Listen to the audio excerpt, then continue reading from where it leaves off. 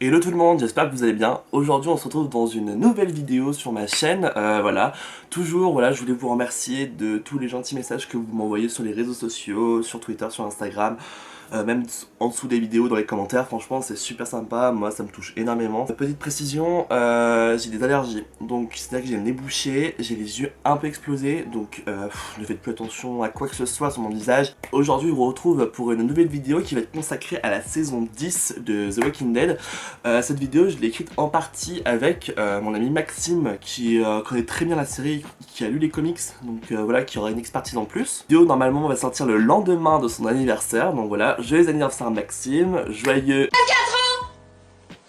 À 24 ans. Pour combien de personnes? Pour combien de personnes? Pour 6. Pour 6. Et voilà, je t'embrasse, la bise. Du coup, on va commencer tout de suite. Ça va être une partie sans spoil et une partie avec spoil, un peu comme d'habitude. Je vais vous donner mon avis sur cette saison 10 en général, voilà. Et puis voilà, donc on va tout de suite commencer. La saison 10 de The Walking Dead a été diffusée entre le 6 octobre 2019 et du coup le 3 avril 2019. À cause du coronavirus, le dernier épisode, donc l'épisode 16, n'a pas pu être monté, ce qui fait que l'on se retrouve avec une série de seulement 15 épisodes. Le dernier épisode va être diffusé plus tard dans l'année en tant qu'épisode spécial. Comme mon ami Maxime me l'a fait remarquer, la trame entre la BD et la série maintenant sont complètement indépendantes. C'est-à-dire qu'on a deux histoires, voilà, qui se produisent dans le même univers mais qui n'ont plus vraiment de lien ensemble. Les personnages sont à peu près les mêmes mais les histoires sont complètement différentes, ont pris des chemins différents. Le début de cette saison 10, l'hiver vient de se terminer, un hiver assez rude, et un satellite de l'Union soviétique vient s'écraser près voilà, de la zone où évoluent tous les personnages, dans une forêt, et un gigantesque incendie se produit qui a pour effet en fait de franchir les frontières, voilà, qu'ils avaient placées avec les chuchoteurs. Ces chuchoteurs qui sont assez absents depuis quelques mois, on ne sait plus trop où ils sont. L'incendie se propage et en fait va se diriger vers Oceanside, donc les quelques pompiers qui sont là vont tenter d'éteindre l'incendie, voilà, mais en franchissant les limites avec les chuchoteurs, ceux qui, je vous en doute, n'ont pas vraiment plu à Alpha, la chef des chuchoteuses. Dans cette saison, on peut voir différents flashbacks, on peut voir comment Alpha et Beta se sont rencontrés, quelle était l'évolution d'Alpha, l'histoire de Beta, et comment ensemble ils vont fonder les chuchoteurs. On veut aussi voir comment Alexandria souffre de ces vagues de rôdeurs répétés qui vont affaiblir considérablement le groupe. On va pouvoir aussi voir l'évolution de Lydia, l'évolution de la fille d'Alpha, et aussi voir l'évolution entre Negan et Lydia. On va pouvoir aussi voir la dépression, on peut dire, je pense, de Ezekiel, l'évolution de Carol qui est toujours plus perdue dans cette saison, et aussi on va pouvoir voir vraiment la folie de Alpha et Beta. Ils sont plus seulement des fins stratèges, voilà, qui opèrent dans l'ombre en chuchotant, complètement fous, ils sont complètement fous, enfin voilà, ils entendent des voix, ils sont vraiment pas sains d'esprit. Selon Maxime, il y a une vraie différence entre du coup maintenant aujourd'hui les comics et la série. C'est-à-dire que vraiment ce sont deux histoires qui sont un peu parallèles dans le même univers, voilà, mais dont les histoires maintenant sont tellement éloignées qu'on peut plus vraiment faire de rapprochement. Il y a des personnages maintenant qui ont disparu dans la série parce que les acteurs ont décidé de partir. Donc je pense à Rick, à Carl par exemple. Et surtout un peu le climax de cette saison 10, c'est l'affrontement entre la colline et les chuchoteurs. Voilà, quelles vont être les conséquences de cette bataille. Mon avis général de cette saison 10 est quand même très bon. Très bon déjà en comparaison aux saisons 7 et 8. Vraiment ils ont très bien fait de changer de showrunner. C'est mieux rythmé. Alors, l'éternel problème de The Walking Dead, c'est les 16 épisodes. C'est-à-dire qu'ils font 16 épisodes, ce qui est beaucoup trop. Je pense qu'ils devraient passer à un format de 14 voire 12 épisodes. Voilà, faire des salves de 6 et 6 épisodes, ou 7 épisodes. Parce qu'il y a beaucoup de remplissage, mais ça c'est un problème qui est récurrent depuis bientôt maintenant 10 saisons. Puis, et des dialogues qui sont tirés en longueur, où voilà, c'est bon. L'avantage c'est que du coup ça permet vraiment au personnage de se développer, de prendre le temps de se développer, mais c'est-à-dire vraiment des moments c'est vraiment du remplissage quoi, et l'histoire n'avance pas très vite. Il y a eu un réel changement de ça, je trouve, depuis la saison 9, avec l'histoire des chuchoteurs qui a été très bien exploitée, qui est aussi présente dans les comics, mais qui a été très bien exploitée je trouve, et qui est vraiment une idée fantastique, qui permet vraiment de donner une touche vraiment creepy, vraiment à la BD, donc ça c'est plutôt cool. Ce que j'ai beaucoup aimé aussi c'est l'exploitation des personnages, en ce qui concerne Michonne, donc voilà, elle a un épisode qui est consacré à elle, et où vraiment on la voit évoluer, qui est vraiment totalement consacré à elle, et c'est super parce que ça permet vraiment de développer son personnage, et prenne encore je trouve en prendre un charisme qu'elle avait déjà, mais qui vraiment le pousser un peu à son paroxysme, et ça c'est très intéressant. Cette saison aussi permet vraiment le développement de personnages qui étaient un peu secondaires, comme Yumiko, comme Magna. On permet vraiment de les développer, voilà, de prendre des longueurs avec eux, et ça c'est important parce que du coup ça permet aussi de renouveler un peu les personnages. vu qu'il y a des personnages qui nous quittent, qui quittent la série voilà, assez régulièrement, bah, ça permet voilà, de toujours avoir des personnages importants bien développés qui sont en premier plan. Il y a seulement Rosita qui m'a paru un peu absente pendant cette saison, je sais pas vous ce que vous en avez pensé, mais moi Rosita je l'ai pas trop vu pendant cette saison. Et puis moi je trouve que c'est plutôt cool de voir l'évolution de Negan, de Daryl et de Siddiq dans cette saison 10, vraiment une bonne évolution des personnages. Surtout moi je suis vraiment choqué pour Negan, vraiment waouh, en fait c'est vraiment un personnage très complexe, on peut pas le résumer à une chose horrible, on peut pas résumer à Sabat en fait, enfin c'est ça qui est très intéressant je trouve dans cette saison 10. Enfin de toute façon depuis la saison 9 je suis fan d'une chose, c'est Shooter, je trouve que c'est une idée géniale, que ce soit dans les comics ou retranscrit du coup dans la série, c'est une très bonne idée. L'interprète d'Alpha, moi je trouve qu'elle joue très bien, quitte à devenir un petit peu caricaturale en saison 10, mais bon voilà, enfin c'est des détails clairement. C'est très bonne exploitation vraiment de ces personnages, et en plus on permet l'exploitation de Gamma aussi dans cette saison 10, qui est super intéressante, qui montre aussi une autre facette du groupe, et c'est très intéressant. J'apprécie aussi le changement de décor qu'on a à la fin de la saison 10, un changement, donc je vais pas vous spoiler pour ceux qui n'ont pas vu la saison 10, mais il y a un changement de décor assez important, qui est plutôt bien amené, qui permet de renouveler un peu les paysages qu'on voit, ça c'est plutôt cool. J'ai beaucoup aimé aussi l'introduction de ce nouveau personnage dans le dernier épisode de la saison 10, qui a l'air vraiment super cool, super badass, super drôle, et qui va peut-être je pense apporter un ton un peu de fraîcheur à un peu la lourdeur de la série, qui est une série assez lourde et qui est une série un peu angoissante, donc je pense que ça va vraiment amener ce petit coup de fraîcheur, voilà, un peu cool. Et sinon j'ai bien aimé l'évolution des relations entre Lydia et Negan, comme je vous ai dit, entre Gamma et Aaron aussi, et voilà, et Judith, voilà, qui est je pense la pépite de cette série, voilà, qui est super badass, qui est super cool, je pense, qui est appréciée par tout le monde. Voilà, j'ai beaucoup aimé, et puis Judith qui évolue avec les autres personnages, voilà, qui crée une relation forte avec tout le monde, et c'est super intéressant je trouve dans cette saison 10. Du coup, on va passer à la partie avec spoil.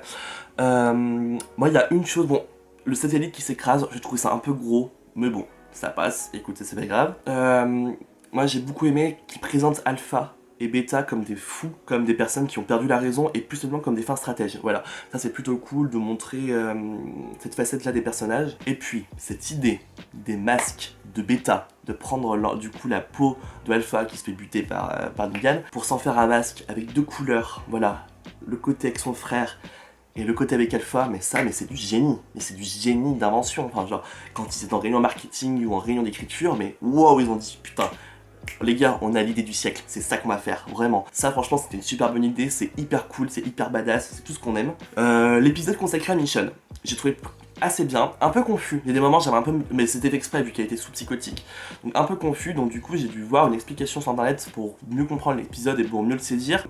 J'ai beaucoup aimé parce que du coup, consacré à Michonne qui était du coup, vu qu'elle est partie maintenant, un personnage emblématique de la série, voilà, je suis content qu'on lui ait rendu un dernier hommage comme ça, un dernier épisode consacré à elle. Ça permet aussi de voir une réalité alternative, ça donne des espoirs sur Rick, où est-ce qu'il peut être, ça peut donner aussi des espoirs sur un autre futur, une autre communauté, et ça c'est super intéressant de voir ça, de voir qu'il y a de l'espoir en fait. Et surtout, on a un peu Enfin, Michonne, au fond d'elle, elle aide tout le monde. Elle est pas là juste pour trancher pour être solitaire et tout, non, elle aide les gens, elle aide à la fin quand elle sauve la personne parce qu'elle s'est pris un truc dans le bras, enfin je sais plus exactement, elle la sauve en fait, et du coup elle permet de rejoindre l'immense marée humaine qui va on ne sait où. Ça c'est super intéressant, voilà, on la montre humaine, on la montre comme on l'aime quoi, Michonne. Et je pense que ouais, c'est un dernier épisode un peu hommage, et ça fait vraiment du bien, j'ai beaucoup apprécié cet épisode. En ce qui concerne Alpha, c'est un super personnage, vraiment super personnage, très bien exploité, très bien joué. Ce que j'aime encore plus, c'est qu'ils ont su le sacrifier. Parce que du coup c'est vraiment bon, elle est très emblématique, elle a un physique, voilà, on sait que c'est Alpha, on la reconnaît tout de suite. Ils ont su la sacrifier pour que derrière il y ait une menace encore plus flippante, c'est-à-dire Beta.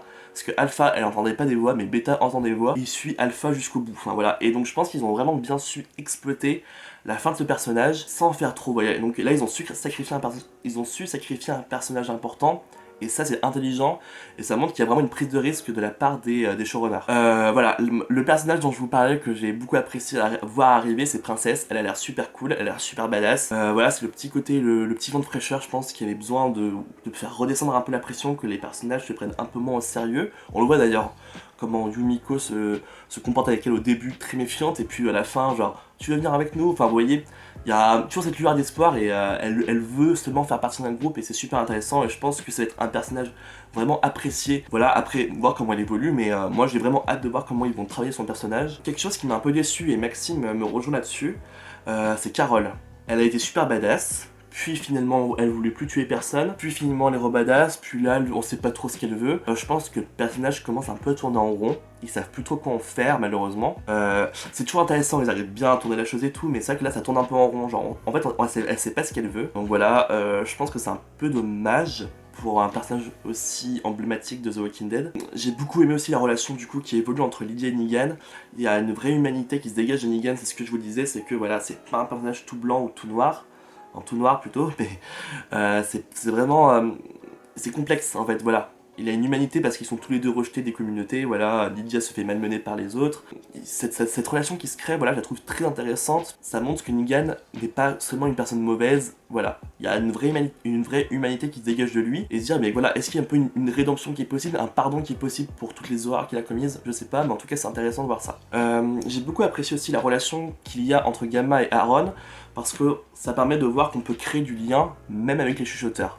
Il y a un lien qui est possible de créer, voilà, des relations entre eux, c'est super intéressant, et pas seulement des relations de guerre, et ça montre aussi comment voilà, Alpha retourne le cerveau de ces gens-là, ils leur font un peu oublier leur passé, et voir un peu la rédemption aussi d'un peu de Gamma, c'est super intéressant, et voir qu'elle peut aussi se rebeller, se réveiller en disant non non, c'est pas normal ce qu'on est en train de vivre, on n'est pas des loups, voilà, on est aussi des êtres humains, on a nos failles, et on peut pas non plus sacrifier des bébés quand on veut. L'épisode où ils sont coincés sous terre, quand ils tombent dans la grotte, là j'étais absolument pas bien dans ma télé, enfin vraiment j'étais en stress total, enfin là, ils vont se faire bouffer, c'est horrible.